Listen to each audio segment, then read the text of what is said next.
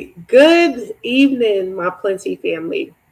So, if you have not noticed, we have decided to switch our our live from TikTok to YouTube.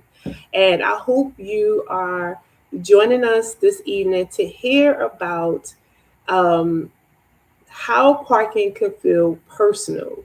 Now, I know a lot of people who felt this in their past or probably feeling it today. But first, I would like to say Happy New Year. This is 2026. This is a first, our first live that we did for the year.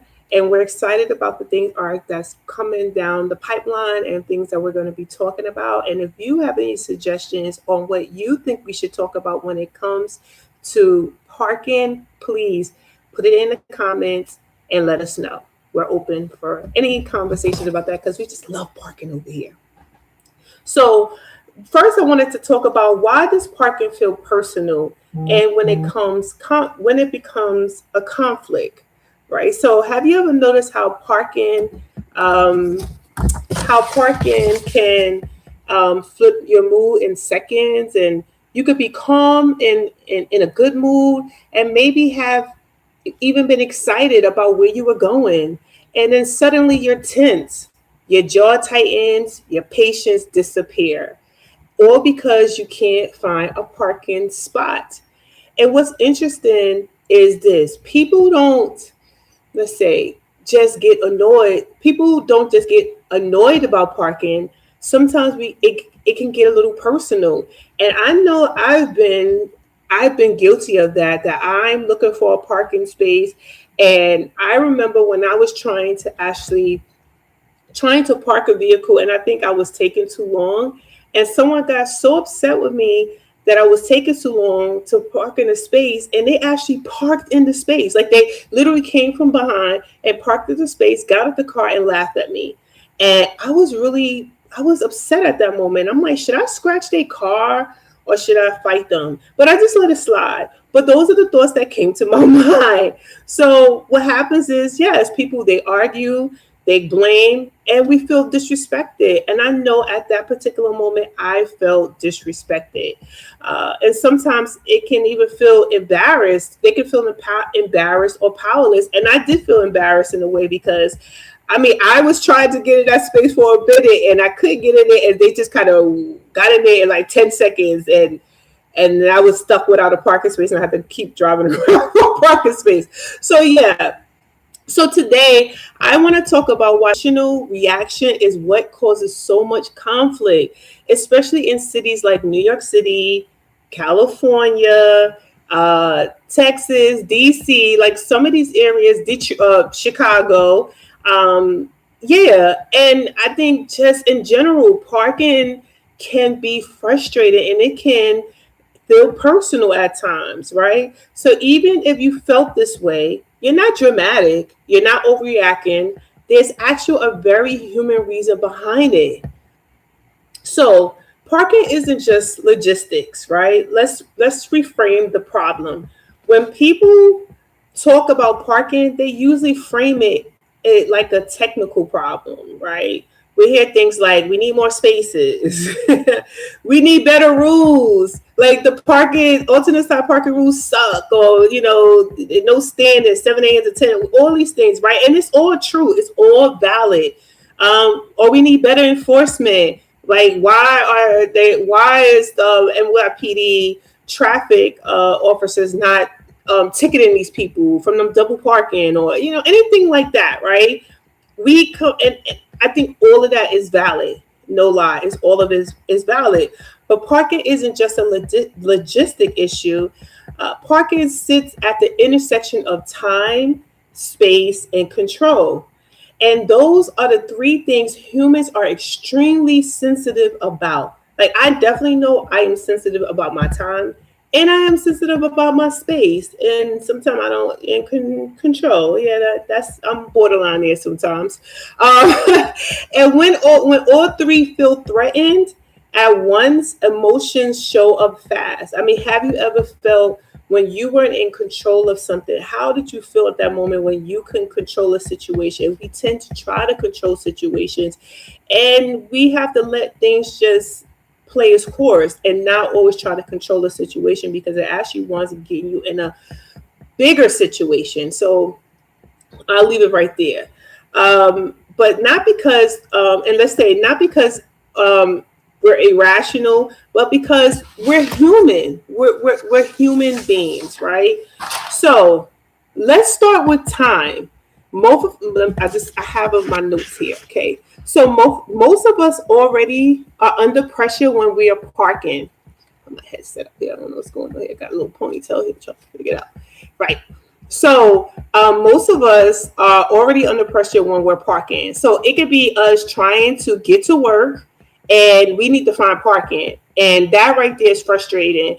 And you have, people are, it's traffic. It took you probably longer than you expected to get to that location. You probably didn't leave the time that you wanted to leave. So now you are under pressure when it comes to the time. You might be, like I said, late for work. You might be late picking somebody up. And you know how some people are, like, you tell them, I'm down the block, and then you take forever to get there. And you're trying to rush, and you're trying to get there, and you're trying to assist. Or you're late getting home after a long day, right? It could be that you might have to get upstairs because you might have to use the restroom. I mean, that's happens sometimes, right?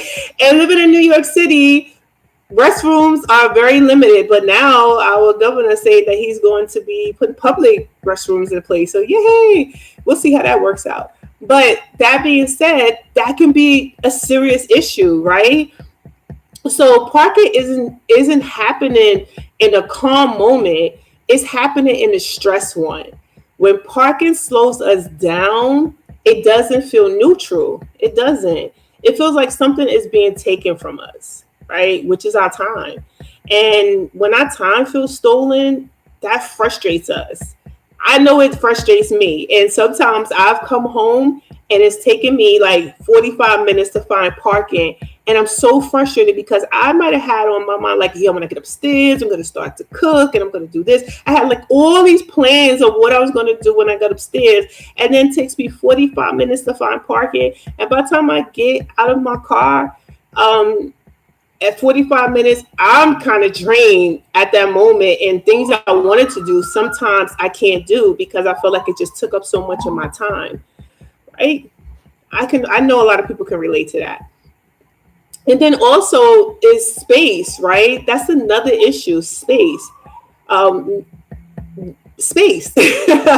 Parking is deeply tied to territory. So people don't just see a curb or a lot. They see my block, my neighborhood, my daily routine. Like, you have some people who feel like they own the block. They would actually put cones out there so they could prevent people from parking because they think that's their block, and that's their space, even though they don't own curbside parking. It's open for everyone, but people feel like it's theirs. And that's where you have a lot of conflict, because people feel like they own that space when they really don't own that space.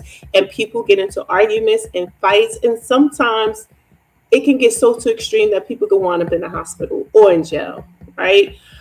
So that's why you hear things like, I lived here for years. Like, people feel like I lived here for years, I could park it. No, you cannot park there and take on a space that you don't own, especially you don't have a permit. And that's a whole nother subject, a whole nother topic for another time. And sometimes they don't even live there. And sometimes or some people say, well, I live here. I've been living here for years and you don't live here, so you don't have the right to park there. No, they actually do, because we pay our taxes. So anyway, so when someone else takes up that space, it can feel like an invasion.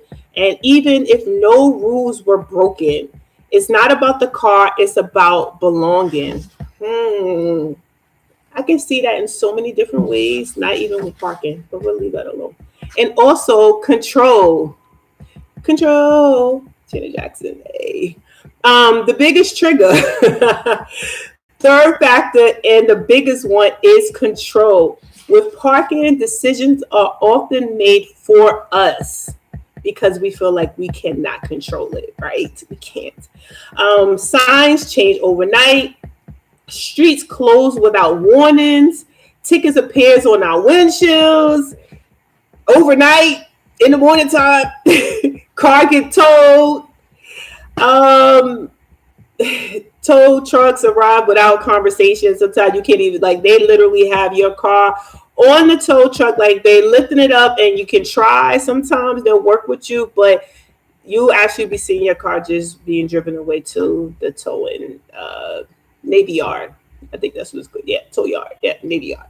Yeah. And when people lose control, we don't just feel inconvenience. We do feel disrespected. So loss of control triggers anger fast, faster than almost anything else. And I think that is relevant in so many levels, not even parking. And that's why that emotion shows up, because we feel it in so many different ways. And parking is just an example of how, when a person doesn't feel like they're in control, how they can act out, right? So why does conflicts escalate so fast? And that's when and it happens because that's when the conflict comes in, right? When resources feel scarce, people stop being generous, especially when holidays are over. People are more generous. Well, sometimes they're not. I mean, people be rushing to get to where they got to get to, and instead of thinking it's okay, I'll find another spot, it becomes, why that's not fair. I was here first, or I was just coming around the corner. I was about to park my vehicle there. You see my hazard lights on. You see I was about to back up. And sometimes people do see you and they will actually take that space. What do you do in that particular situation? Do you get out the car and fight? No, we don't do that. We're too grown for that. That at Plentyi. So the shift happens quickly, and suddenly parking turns into confrontation. Not because people are bad, but because scarcity changes behavior. So here's the part we don't talk about enough. Most parking conflict is misdirected emotions. I think that's what a lot of things sometimes, depending on the situation. People think they're mad about a spot, but what they really are reacting to is how the situation made them feel. So if someone made you feel disrespected, like you felt disrespected in that particular case, then it can escalate, right? If you feel like you're not in control, it can escalate. If you feel like time has been taken away from you and you're trying to find parking, you could be flustered and frustrated, right? So we can feel unseen, we can feel rushed, we can feel powerless, and also disregarded. And because there's no clear place to put that frustration, it spills out sideways towards our neighbors, other drivers, attendants, or the city itself, right? We start going on this rampage. I know I've done it plenty of times. So, that being said, in cities, all of this is amplified, especially when you're living in very high, populated cities where parking can feel scarce, and and time is very valuable. We don't have a lot of time. We're trying to fit so many things in a little bit amount of time, because everything is moving so quickly, because we have so many things that we're trying to accomplish, right? So when systems don't feel like humans, people respond emotionally. That's not a weakness. It's just psychology. Yeah. So that being said, I ran over a little bit, but we're gonna go ahead and just finish this up real quick. So here's the reframe that changes everything. When we treat parking like a personal battle, everyone loses. Everyone loses. So if you fight and just say you did beat that person up and you got your licks in or whatever, still you might be going to jail, right? Or who really feels good about that at the end of the day? Not me personally, but it can actually go to that point. Or if you're arguing with someone who's your neighbor, y'all can actually stop talking for 20 years because they took your parking space. It's happened, and it's still happening. So stop it. But so just saying that. But when we treat parking like a shared infrastructure, solutions become possible. That means designing systems that are predictable, transparent, and respectful of people's time and space. When friction goes down, conflict goes down. So that's is exactly why I started in parking, because that was an issue that I always had. Like, I literally trying to move my car in the morning, I have meetings and stuff like that, couldn't find a way to park. I'm so frustrated, I'm angry, I'm on the phone. It's like, oh God, I can't stand this park. I mean, like, literally.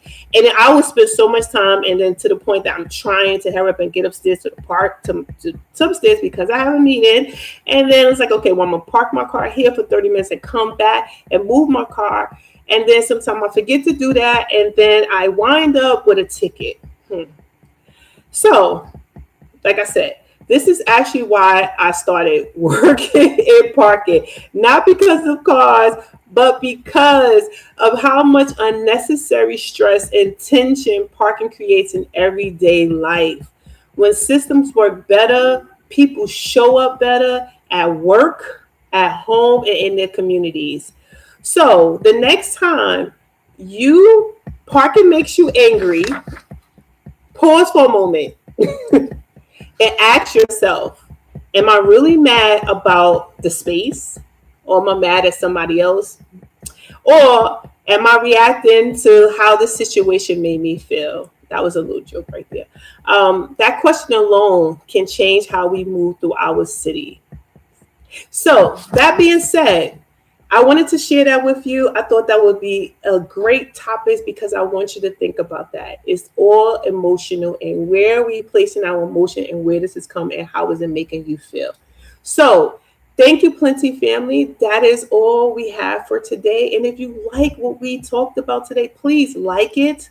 And if you can share it with someone, we would truly appreciate, especially if you know someone who has an issue with parking, who gets upset, and who fights over parking. Please share this with them, okay? And also follow us so you can get updates on our YouTube lives. We're going to be going live every week. And if you have any suggestions, if anything that you feel we need to talk about, please put it in the comments so we can actually bring it up next time. So again, thank you for Plentyi family, and Happy New Year. And I wish you a year of prosperity, joy, happiness, and less stress about parking.